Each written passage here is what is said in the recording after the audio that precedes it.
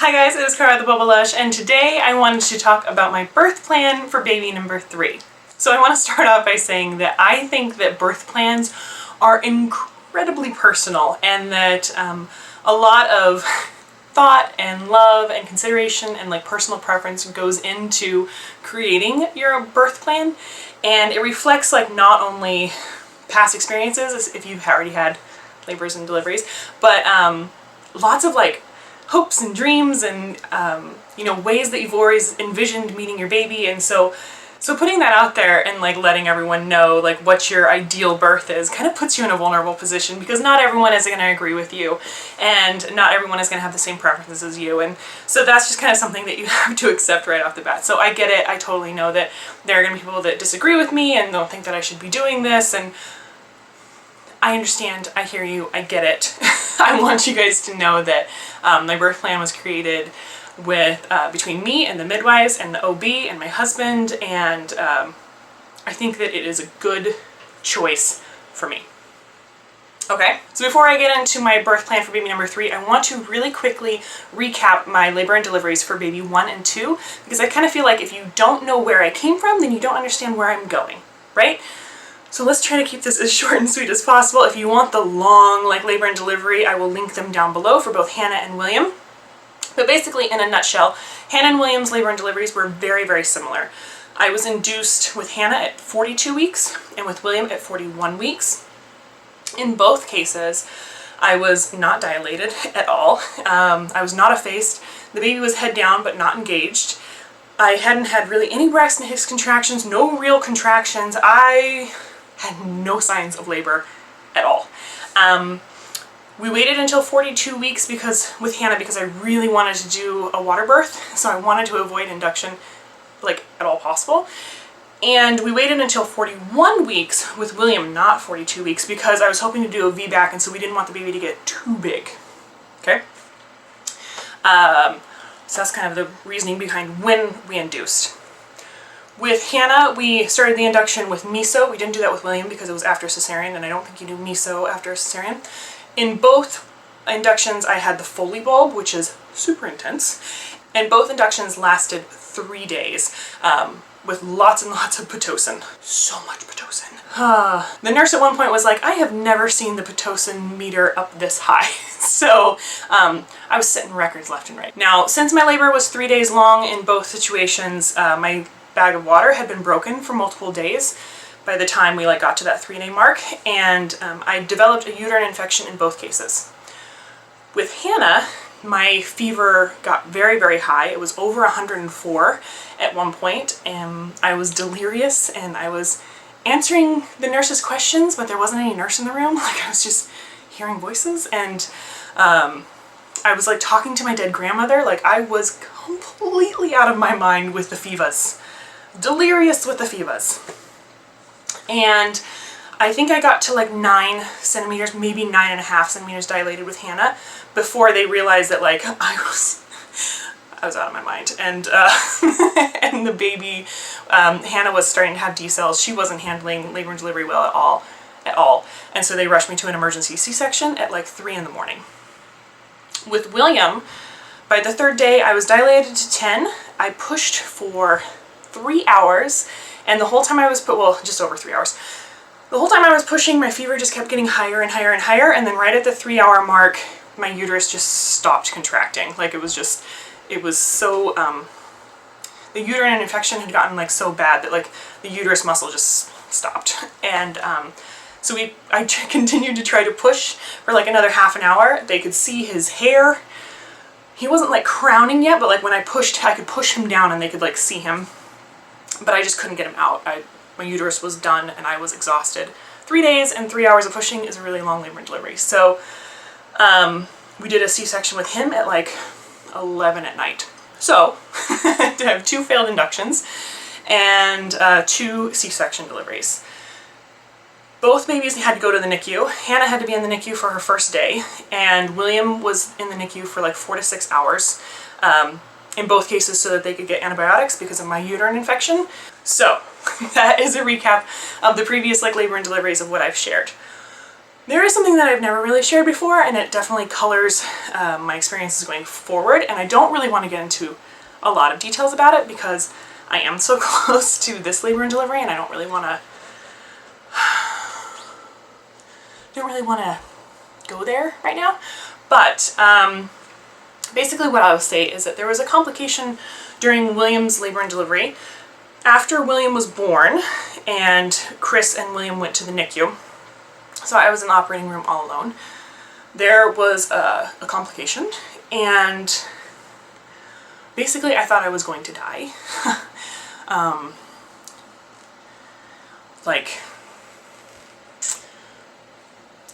out of body experience, like see yourself on the operating table, seeing the light, like I thought I was dead. And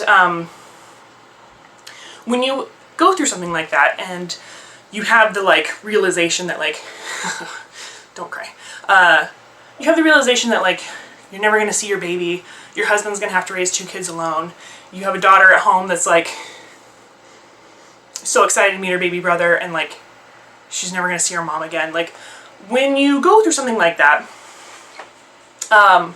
it is a huge gut check. I don't think it could not be, but it was a really scary thing to go through. And thankfully everything worked out fine, and there's no complications with like further labor and deliveries. They were able to totally get it under control, and it's fine. It worked out, but it was incredibly scary, and I was all alone, and it was really hard and emotionally like hard.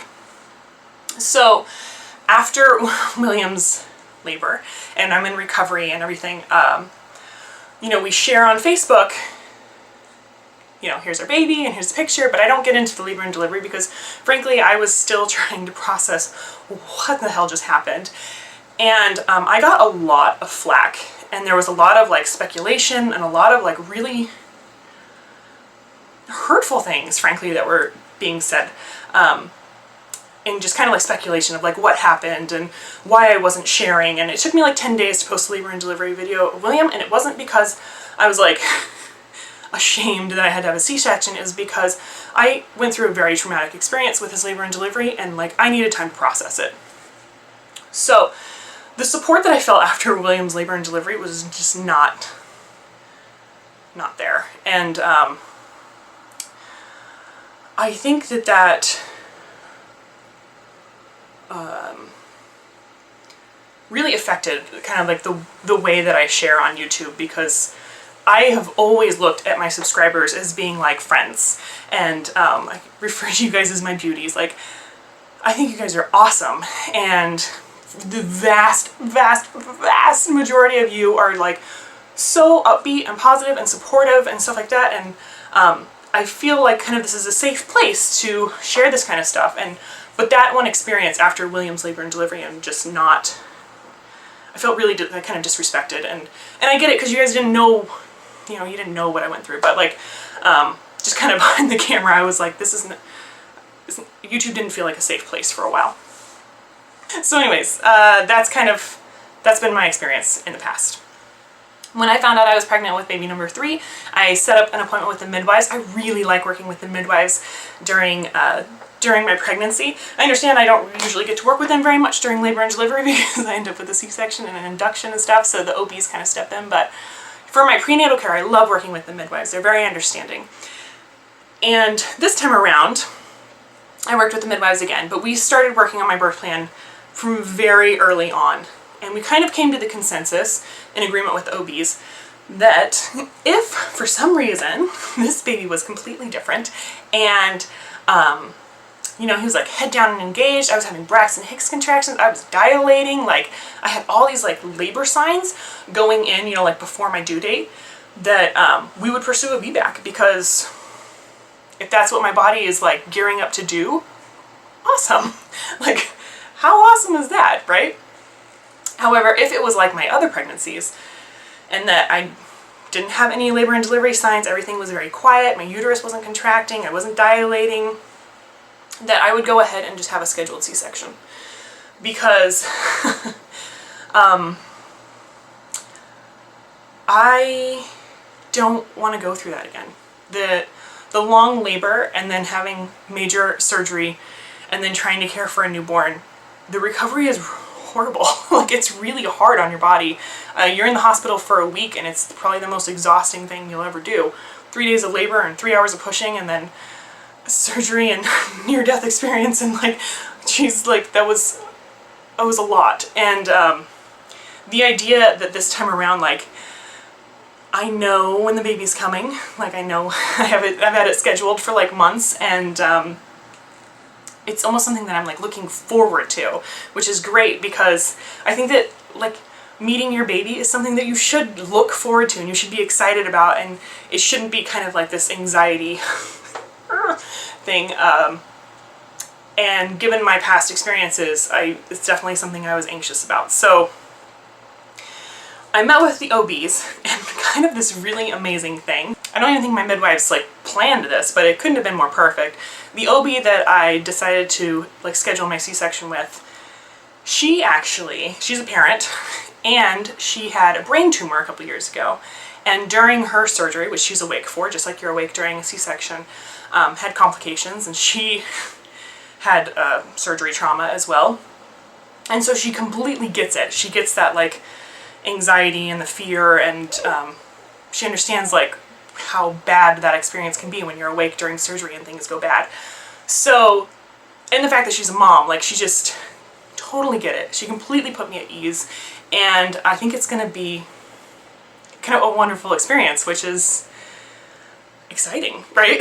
Like, that's what you want the birth of your child to be, like a wonderful experience. So anyways, so I have scheduled my C-section to be on July 22nd. I will be 39 weeks and 1 day, and that's just something that we all felt comfortable with. And so it is 10 days away. 10 days! 10 days away!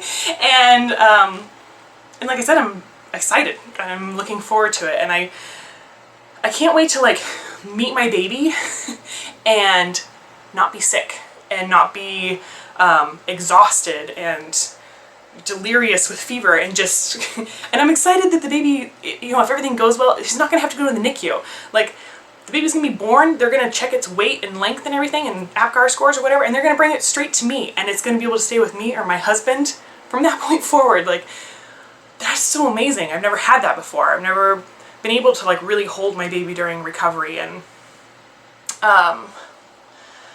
so that's gonna be it's gonna be so crazy. It's like what you want, right? Like when you have your baby, you want it born and like put on your chest, and you want to be able to have those moments where you're like, look what I made.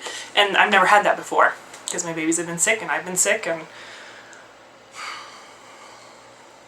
just never really a good experience before. So I understand that some people are like fully against scheduled C-sections, but I'm not one of them, and I'm looking forward to mine. So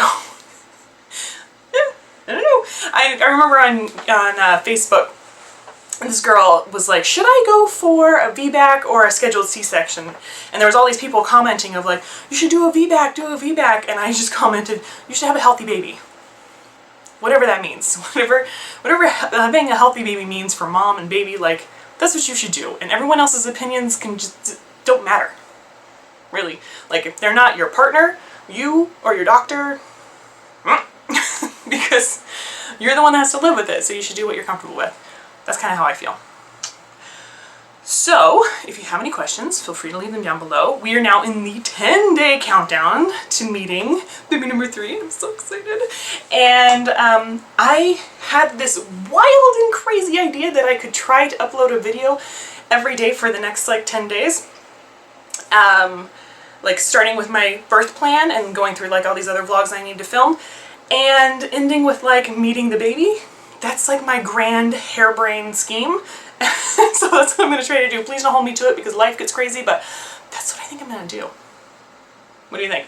If you see these bags right here, this blue one and this pink one, this is the big brother and big sister hospital gifts, which I'm very excited about. I'm still waiting on one item in William's bag, so I might wait a couple days until that arrives, or I might just film it and show you the last thing on my iPad or something. But I've got like breastfeeding essentials and baby stations and what's in my hospital bag. I've got all those videos that I need to film and edit and upload and stuff, so I think that's what I'm going to do to keep myself busy the next 10 days while I'm internally freaking out and so excited about meeting this baby. So anyways, there it is. I hope I answered all your questions about VBAC or scheduled C-section. What's my birth plan? Ta-da! That's what's going to happen. So July 22nd, put it on your little calendars, circle it, and we will meet the baby then. Until then, I will talk to you. Feel free to follow me on my different social media platforms, Facebook, Instagram, Twitter, YouTube. Sure. I will talk to you guys later.